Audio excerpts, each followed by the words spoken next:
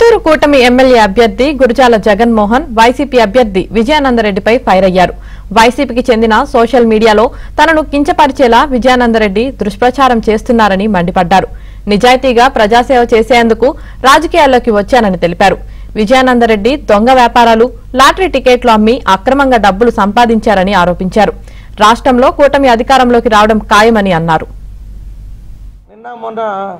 ఏవో డ్రగ్స్ అంట, నేను ఆయన డ్రగ్స్, మార్గద్రవ్యాలు, చిత్తూరులో గుట్కా మట్కాలు, ప్యాకెట్, లాటరీ అమ్మిస్తున్నాడు అని చెప్పే కాడికి ఏదో ఒక రకమైన డ్యామేజ్ చేయాలి. కాబట్టి ఈయన చిత్తూరులో పుట్టి బెంగళూరు పోయినాడు కాబట్టి మహానగరాల్లో ఈ డ్రగ్స్ ఉంటాయో లేదో వాళ్ళకి అలవాటే. ఎందుకంటే వాళ్ళ అధినాయకుడు టన్నులుగా వైజాగ్కి తెప్పించాడు.